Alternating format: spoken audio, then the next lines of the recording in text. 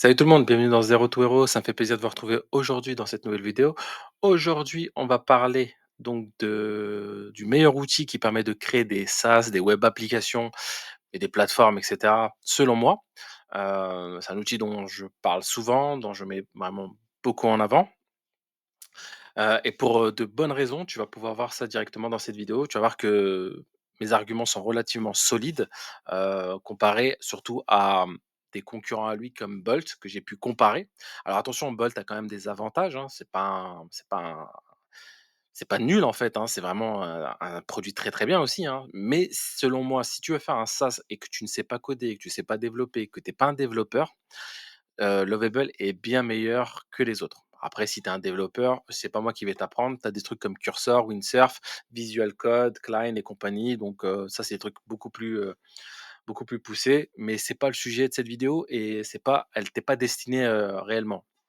Cette vidéo est vraiment faite pour les gens qui ne codent pas ou des débutants qui veulent commencer à créer un projet, un MVP, quelque chose, quoi. OK? Donc on va commencer tout de suite. Alors, selon moi, l'un des premiers points qui fait la différence par rapport à Lovable, c'est qu'il a été construit déjà avec une vision qui est de créer des web applications et des SaaS et des plateformes. Et ça, ça change beaucoup de choses parce que si on regarde par exemple sur Bolt, vous pouvez voir qu'ici, heu, leur si vous regardez ici, leur feature, leur nouvelle feature, ça va être de créer en fait des apps mobiles. Vous voyez? On change, on est dans le développement web en général et ça, pour moi, c'est un point négatif parce que si tu es ouvert à tout type de développement, bah, du coup, tu es pas spécialisé sur certains points qui peuvent être très importants. Et ça pour moi, ça c'est la différence. Et là, vous voyez, par exemple avec Lovable, leur dernière, feature, qu'ils ont lancée sur Product Hunt, ça va être le visual editing et vous allez voir que c'est très, très, très intéressant parce qu'on comprend maintenant que leur objectif, c'est de créer un système de page builder à l'intérieur de Lovable avec l'intelligence artificielle. C'est pas simplement que l'IA qui fait tout, ça va être aussi nous en tant qu'humains et en tant que créateurs du projet, on va pouvoir rentrer en relation avec, le développement pour pouvoir modifier les choses très facilement, sans avoir à demander à l'IA à chaque fois de faire les modifications et donc d'utiliser un max de crédit à chaque fois. Et vous voyez donc, on voit tout de suite en fait le positionnement qui est différent. Et pour vous montrer tout ça, j'ai créé une petite application d'ailleurs qui est aussi sur Bolt, enfin une application. J'ai fait un prompt, hein, d'accord, hein, j'ai demandé à ChatGPT de me faire un prompt, je l'ai collé et je l'ai mis dans les 2. Et d'ailleurs, vous allez voir pourquoi aussi Bolt peut être intéressant sur certains points, hein, parce que la comparaison, elle est relativement flagrante de certains points de vue.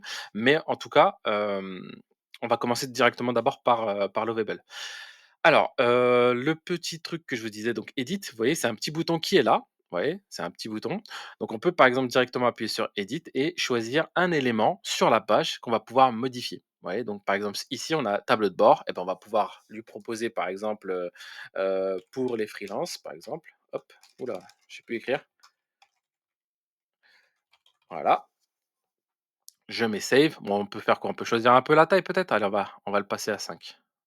Hop là, voilà, je save et normalement, ça va faire une mise à jour, et ça va créer en fait, bah, le code derrière qui va, faire en sorte que la taille va être plus grande, que le titre va changer et cetera et cetera.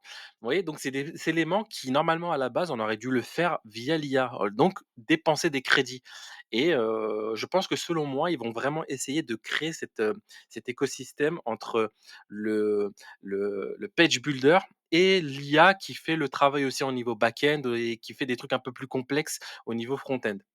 Et donc ça montre bien en fait que par rapport à Bolt, eux, ils sont vraiment positionnés sur les web applications et si donc toi ton projet c'est de faire un SaaS, beh, va plutôt sur Lovable par rapport à Bolt.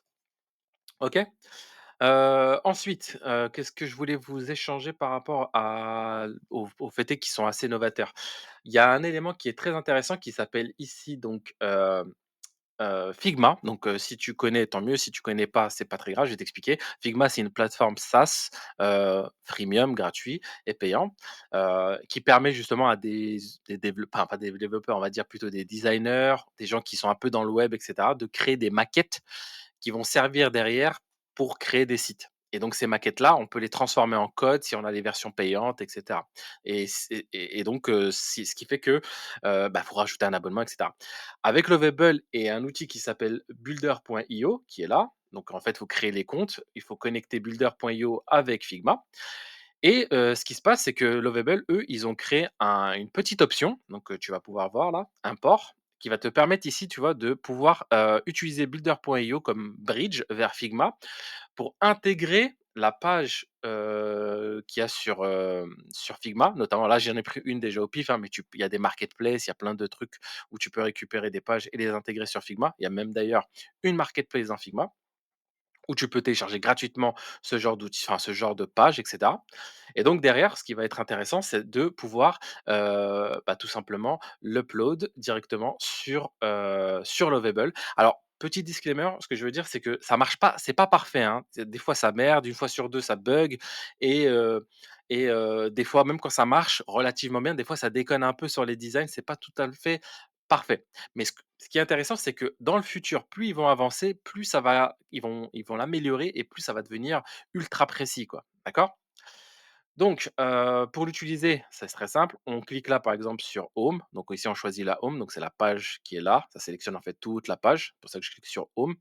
Ensuite, on va aller directement ici et cliquer sur le petit bouton Action, et là, on va voir un petit, bah, la connexion de l'app, entre Builder.io et Figma. Donc c'est une extension dans Figma pour connecter les 2. Peut-être je ferai une vidéo là-dessus parce que là, c'est pas vraiment le sujet, mais c'est juste histoire de montrer. Et donc normalement, quand on clique dessus, ce qui va se passer, c'est qu'on va avoir une petite pop-up qui apparaît, et derrière, il va nous proposer de export le code. Bon, je vais t'épargner en fait tout le temps de travail et de tout que ça tourne et cetera pour rien, pour te montrer un petit peu un résultat directement sur qu'est-ce que ça donne? Alors attends, tac, ouais, je crois que c'est là. Ouais, c'est celle-ci. Donc là, ça charge. Laisse-lui quelques secondes, ça va arriver. Allez mon ami. Voilà, donc là, tu peux voir que, tac, tac, alors attends, je mets ça en arrière. Donc là, tu peux voir qu'on a ici une page qui a été faite. Alors bien sûr, c'est pas ultra précis. On voit qu'il a ici, par exemple, il a eu un petit bug, mais rien ne t'empêche par la suite de, peaufiner tout ça directement. De pouvoir, ici introduire une nouvelle image qui, elle, t'appartient, que tu auras designé et cetera. Ici, rajouter un peu plus de titres, enfin de titres, un peu plus de texte et cetera. Ici, modifier les icônes. Mais ce que je veux dire, c'est que ta structure et les couleurs de background et cetera sont déjà là, et tu as plus qu'à en fait, remplacer en fait, on va dire, ce qui t'intéresse par, ce que tu veux. On a un petit footer, vous voyez? On a déjà des trucs qui sont déjà intégrés et prêts à l'emploi. Vous voyez? Donc c'est quand même vachement, vachement, vachement intéressant selon moi. Donc voilà, ça c'était un autre élément que je trouvais, pertinent par rapport à Lovable. C'est quelque chose que sur Bolt tu ne peux pas faire. Qu'est-ce qu'il y a d'autre aussi d'intéressant que je voulais partager par rapport à tout ça? Ah oui, un truc, c'était par exemple tout ce qui était lié, sur Lovable, ce qu'ils appellent des remixes.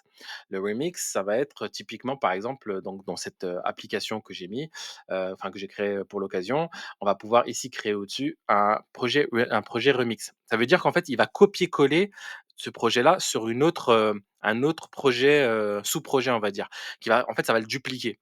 Pourquoi? Parce que des fois, on va être amené peut-être à réitérer sur le projet. Notamment si, tu as peut-être vu la vidéo précédente. Je pense qu'il y a pas beaucoup de gens qui l'ont vue parce qu'elle a vraiment pas trop marché. Elle est un peu longue peut-être et un peu technique. Où en fait je parle, du, framework, PAP, P-A-P-P. Donc le premier P, ça va être pour, page, les pages. Le A, ça va être pour authentification. Le deuxième P, ça va être pour paiement, et le dernier P, ça va être, pour produit, donc le projet. Et le but dans le framework PAPE, c'est d'avoir en fait une segmentation entre le produit, les pages, l'authentification et les paiements. Ce qui fait que avec 2 projets, on va pouvoir, éviter les bugs entre les 2. C'est pas quand on modifie des pages ou quand on modifie des autorisations ou des choses avec l'authentification et Supabase qui ça fout en l'air, la partie, produit. En faisant les 2 projets séparés, bah, du coup, on peut, directement s'amuser, et bah, des fois, ce qu'on veut faire quand on utilise ce framework-là, et ben, ça va être d'utiliser plusieurs remixes pour faire de l'itération sur le produit. D'ailleurs, si, le projet, enfin le framework Pape t'intéresse, je vais te mettre un petite image, comme ça tu pourras mieux visualiser, et si ça peut t'aider. C'est vraiment ultra intéressant parce que ça permet d'éviter beaucoup, beaucoup, beaucoup de bugs quand tu développes justement, ton projet, via l'IA, même sans IA d'ailleurs, hein. C'est pour ça que souvent vous voyez, les SaaS qui font, une fois qu'on se connecte, app. Le nom du SaaS.com, hein. C'est pas pour rien, c'est parce qu'ils segmentent les 2 pour les problèmes pour éviter qu'il y ait des bugs.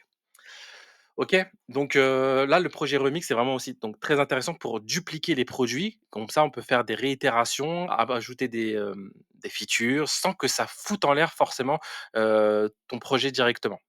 Ça, c'est un truc que sur le Bolt, on n'a pas. Donc là, si je vais sur Bolt, j'ai beau regarder ici quand je vois pour les remix, bah, je trouve pas. J'ai essayé de regarder un peu partout, j'ai pas trouvé. Honnêtement, c'est vachement, vachement problématique. Donc, là, comme vous pouvez voir, j'ai mis le même prompt, au niveau de Bolt, qui est aussi l'avantage de Bolt, c'est vraiment que c'est très propre, hein, c'est très léché. On voit tout de suite que, bah, le design est beaucoup plus proche de ce qu'on espère avoir quand on tape son prompt, alors que sur Lovable, bah, c'est clairement pas forcément le cas. Par contre, sur Lovable, tu vas aller beaucoup plus loin et tu vas pouvoir mieux réussir et résoudre tes bugs et développer ce que tu as en tête à force de travail. Ça, selon moi, c'est quand même beaucoup plus intéressant qu'avoir un truc qui te fait quelque chose de, on va dire, un peu plus propre, mais qui derrière, ne te propose pas tout ce qui est remix et cetera. Voilà, personnellement, je trouve que c'est en tout cas en tant que non dev, je trouve ça vachement intéressant.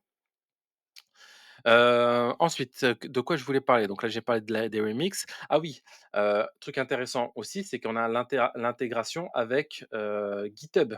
Vous voyez? Et ça, moi, personnellement, je préfère.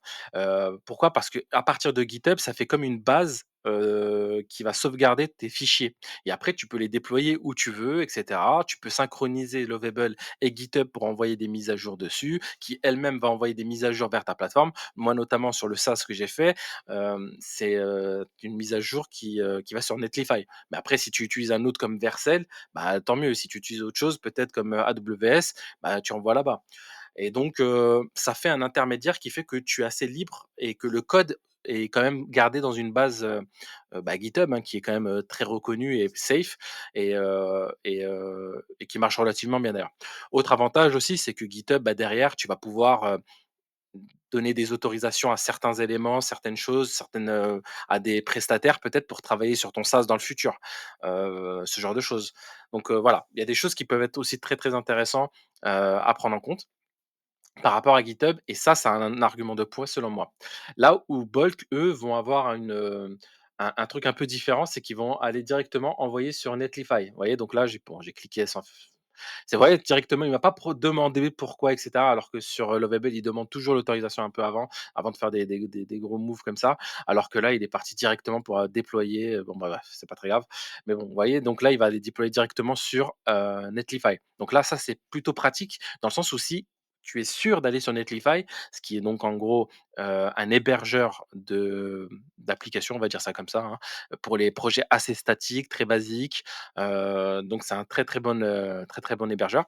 Mais de l'autre côté, on a Vercel qui est un peu plus pour les back-end un peu plus costauds, où il y a un peu plus de ressources par rapport au back-end. Et après, bien sûr, il y a des trucs un peu plus costauds, et cetera, AWS, et cetera. Mais bon, là, en tout cas, selon moi, le fait est qu'il te pousse directement sur Netlify, c'est un avantage pour Bolt, mais selon moi, c'est pas plus un avantage que ça parce que je préfère pouvoir avoir GitHub au milieu qui me permet de switch là où j'ai envie et c'est pas lié à Bolt, même si on peut export le projet ici. OK? Tac, tac, tac. Alors où est-ce que j'en étais? OK. Autre chose qui est très intéressant, c'est au niveau du chat. Ici le chat, heu, selon moi, j'ai testé celui de Bolt, j'ai testé, d'autres, celui de Tempo Labs par exemple aussi. D'ailleurs, il faut que je fasse une vidéo sur Tempo Labs qui est un excellent outil, d'IA, un peu plus avancé. C'est pas pour les no code non plus, mais c'est un très bon produit, un très bon produit. Par rapport au chat, donc je reviens par rapport au chat. Ce qui est intéressant avec le chat, c'est qu'il est vraiment performant pour t'aider à résoudre les problèmes que tu peux rencontrer avec ton SaaS. Moi, je sais que des fois, je passe plus de temps à parler avec lui qu'à lui donner des prompts pour réaliser mes projets, quoi. Pourquoi? Parce que quand je parle avec lui, je me rends compte un peu plus en profondeur des choses que j'avais sous-estimées ou que j'avais pas vues et donc il m'aide justement à voir, les problèmes avant qu'ils arrivent ou des fois, il m'aide aussi à résoudre les problèmes, pour des sujets où lui-même il bug. C'est-à-dire que Lui, je lui demande de régler le automatiquement, de fixer le bug, mais il arrive pas, il tourne en rond. Bah, du coup, je commence à parler avec lui en lui posant des questions autour de ce bug-là et après il commence à me proposer des choses qui me dirigent vers la bonne solution et ça, c'est cool. Autre chose, c'est que le chat, en tout cas pour moi, il me paraît gratuit. Donc c'est-à-dire qu'à chaque fois que je parle, enfin, à partir du moment où tu as des crédits, hein, enfin, si tu as pas de crédit, je crois que c'est bloqué. J'avais un pote qui avait, à un moment donné, testé avec zéro, ça marchait pas. Mais si tu as des crédits, ça fonctionne. Tu peux parler avec lui et pour te dire, j'ai l'impression que c'est gratuit.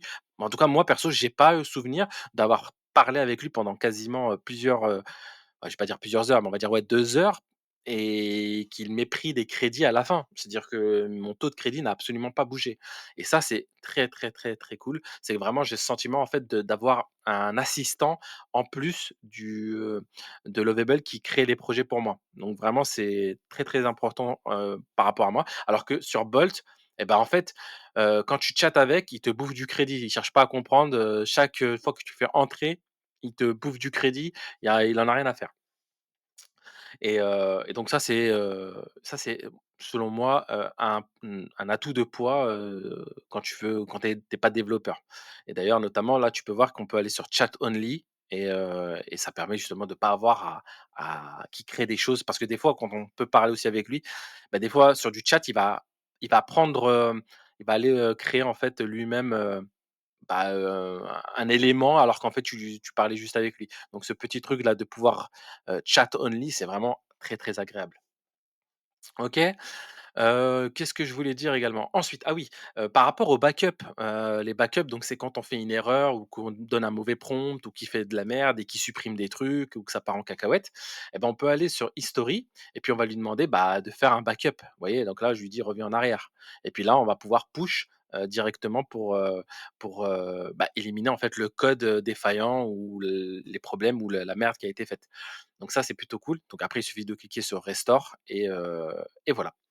Donc ça aussi, c'est un truc qui est cool parce que sur Bolt, je vous garantis que l'UX, il a été fait avec les pieds, hein. Ça a l'air très joli comme ça, mais en termes d'utilisation, c'est super nul, je trouve, hein. Parce que là, par exemple, si je veux faire un backup, je sais pas où aller, hein. Vraiment, aucune idée. Donc j'ai dû chercher pour aller regarder dans les settings et je suis tombé dessus par hasard et là, je vois quoi? Je vois ici, à un moment donné, tac, tac, tac, alors attends, tac, éditeur, token, application, feature, knowledge, network. Ah ouais, pardon, backup, c'est le dernier, je suis un peu aveugle, hein. Donc là, vous voyez, c'est ici quoi pour, trouver pour faire des backups quoi. Non mais ils sont complètement, à l'ouest quoi. C'est pas ici que ça doit être, quoi. Ça devrait être beaucoup plus visible, beaucoup plus proche de l'utilisation avec leur application.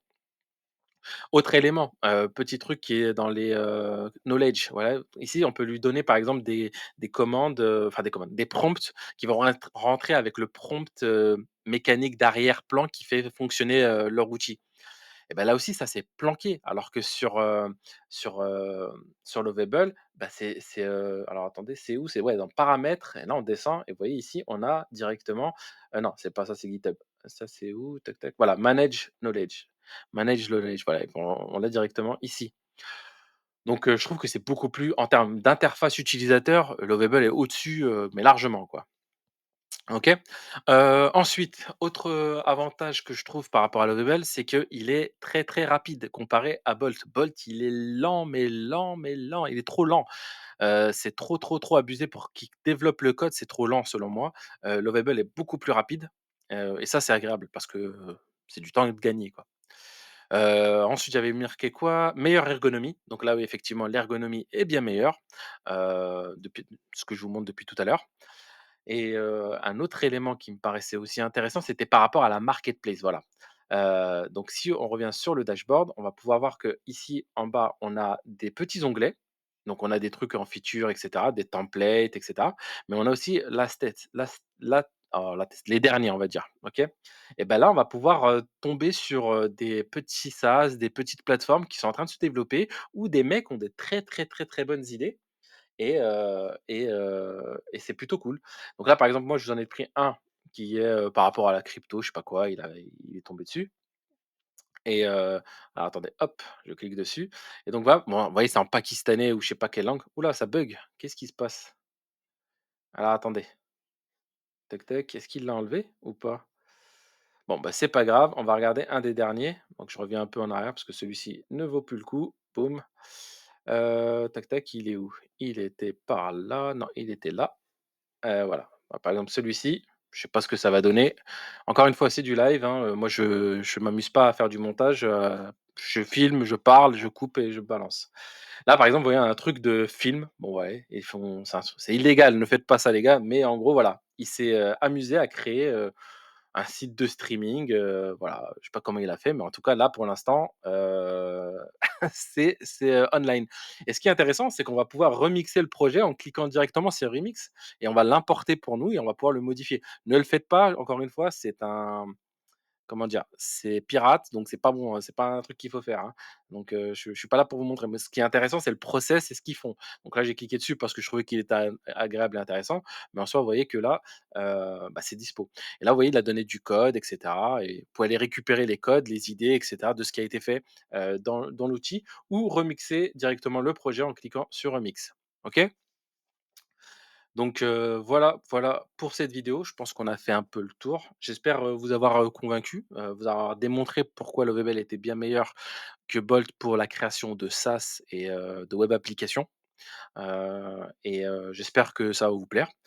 Si ça vous intéresse, je vous ai fait une vidéo il y a la dernière ou qui s'appelle, donc les 10 commandements, bon c'est un peu marrant comme nom, les 10 commandements pour créer et réussir son SaaS, où je donne un retour d'expérience, sur 2 mois où je me suis plongé à fond dessus, à comparer, à apprendre, à tester et cetera, où j'ai appris certaines choses que j'aurais aimé savoir dès le début.